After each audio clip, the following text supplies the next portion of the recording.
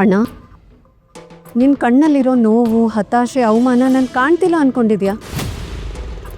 Don't worry, ನಾನು ಯಾವಾಗಲೂ ನಿನ್ನ ಜೊತೆಲಿದ್ದೀನಿ. ನಿನ್ನ ಮಾತು ಕೇಳಿ ಮಾಲ್ತಿಗೆ ಡಿವೋರ್ಸ್ ಕೊಟ್ಟೆ.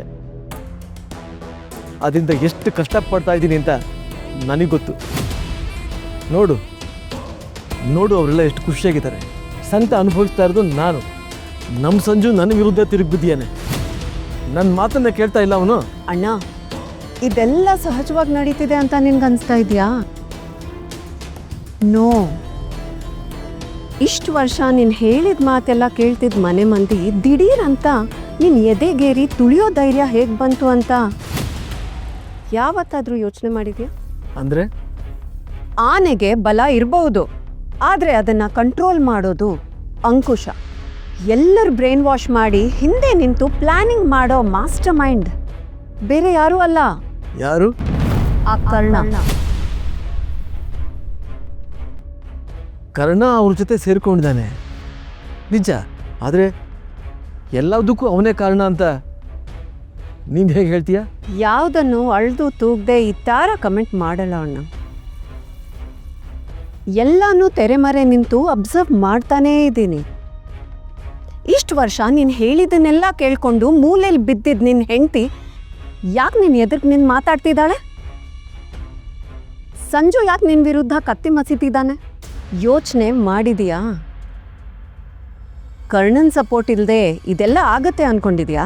ಆದರೆ ತಾರಾ, ಇದೆಲ್ಲ ಮಾಡೋದ್ರಿಂದ ಕಣ್ಣನಿಗೇನು ಲಾಭ? ಲಾಭನ ನಿನ್ನನ್ನ ಕಂಪ್ಲೀಟ್ ಆಗಿ ಝೀರೋ ಮಾಡೋದು.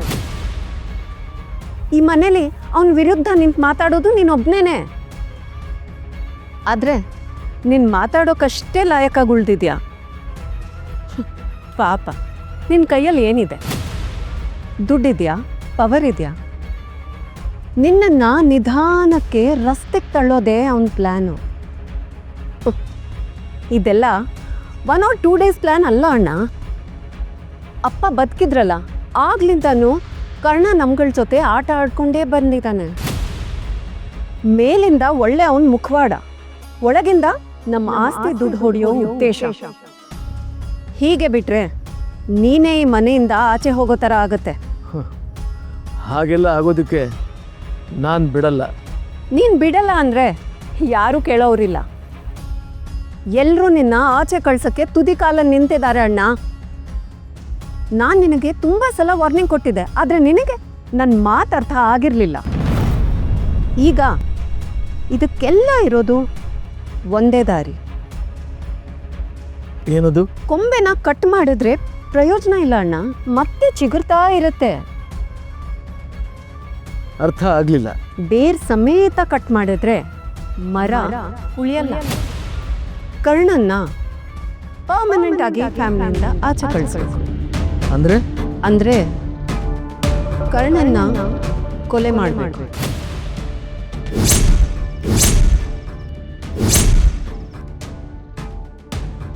ಏನು ಹೇಳ್ತಾ ಇದೀಯ ತಾರಾ? ಕೊಲೆನಾ? ಹೌದು, ಕೊಲೆ ಮಾಡೋಣ. ಅವನ್ ಸತ್ರೆ ನಿಂಗೆ ಸಮಸ್ಯೆ ಇರೋದಿಲ್ಲ. ಅವನ್ ಸತ್ರಷ್ಟೇ ನಿನಗೆ ನೆಮ್ಮದಿ. ತೀರಾ ಸಾಯಿಸೋ ಮಟ್ಟಕ್ಕೆ ಇಳಿಬೇಕಾ? ಗೆಲ್ಲೋಕಿರೋದು ಇದೊಂದೇ ದಾರಿ, ಇದೇ ಪರಿಹಾರ. ಕರ್ಣ ಸತ್ರೆ ಅವನ್ನ ನಂಬಿರೋ ಎಲ್ಲರೂ ನಿನ್ನ ಕಾಲಡಿ ಬಿದ್ದಾಳ್ತಾರೆ. ಇಲ್ಲ ಕರ್ಣನ ಕಾಲ್ ನೆಕ್ಕೊಂಡು ಬಾಳು. ಯೋಚನೆ ಮಾಡಿ ನಿರ್ಧಾರ ಮಾಡು.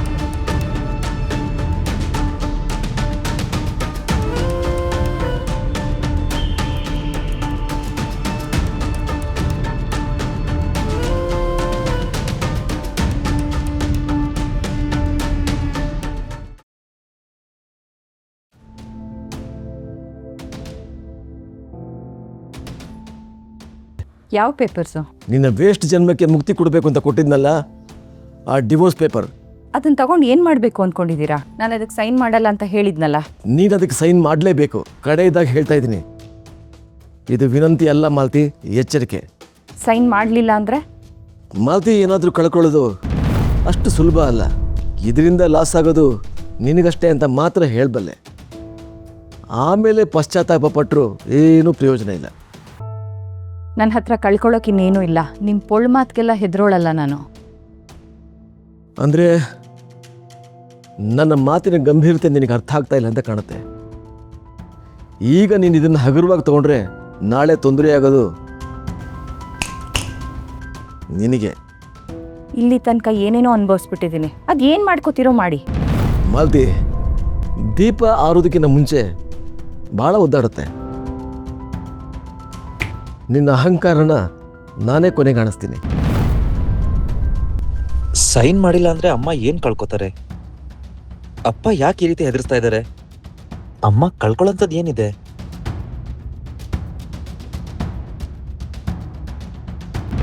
ನಿಮ್ಮ ಹತ್ರ ಮಾತಾಡೋಕ್ಕೋ ಜಗಳ ಆಡೋಕ್ಕೋ ನನಗೆ ಯಾವ ಆಸಕ್ತಿನೂ ಇಲ್ಲ.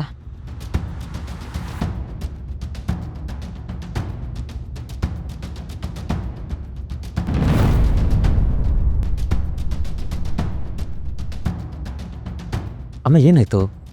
ಅಪ್ಪ ತುಂಬಾ ಟಾರ್ಚರ್ ಕೊಡ್ತಿದಾರಾ? ಇವ್ರ ವಿಷಯ ನಿನ್ಗೇನು ಹೊಸ್ತೇನೋ? ಬಟ್ ವಿಷಯ ತುಂಬಾ ಗಂಭೀರ ಇರೋ ಥರ ಇತ್ತು. ಈ ಮನೆಗೆ ಬಂದಾಗಿಂದ ಅವ್ರು ಕೂಡ ಹಿಂಸೆನ ಚುಚ್ಚಾಡೋ ಮಾತುಗಳನ್ನ ಸಹಿಸಿ ನನ್ನ ಭಾವನೆಗಳೇ ಸತ್ತೋಗಿದೆ ಕಣೋ. ಇವ್ರ ಕೋಪ ಕಿರ್ಚಾಟ ಎಲ್ಲ ನನಗೇನು ಹೊಸ್ತಲ್ವಲ್ಲ. ತಲೆಗೆ ಹಾಕೊಳಕ್ಕೆ ಹೋಗ್ಬಾರ್ದು ಅಷ್ಟೆ. ಅಮ್ಮ ಎಷ್ಟೊಂದು ನೋವು ಸಹಿಸ್ಕೊಂಡಿದ್ದೀರಲ್ವಾ? ನನ್ನ ಬಗ್ಗೆ ತುಂಬ ಯೋಚನೆ ಮಾಡೋಕ್ಕೆ ಹೋಗ್ಬೇಡ. ಹೋಗು, ನಿನ್ನ ಕೆಲಸ ಮಾಡ್ಕೊ.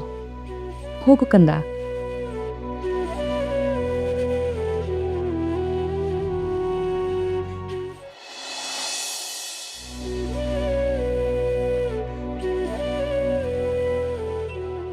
ಅಪ್ಪ ಯಾಕೆ ಅಮ್ಮಂಗೆ ಆ ರೀತಿ ಹೇಳಿದ್ರು?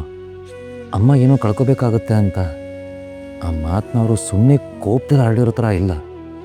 ಅವ್ರ ಮಾತಲ್ಲಿ ಏನೋ ದೊಡ್ಡ ಉದ್ದೇಶ ಇದ್ದಾಗಿತ್ತು. ಅವ್ರ ಅಮ್ಮಂಗೆ ಏನಾದರೂ ಸಮಸ್ಯೆ ಮಾಡೋಕೆ ಹೊರಟಿದ್ದಾರಾ? ಇಲ್ಲ, ಹಾಗಾಗಕ್ಕೆ ನಾನು ಬಿಡಲ್ಲ.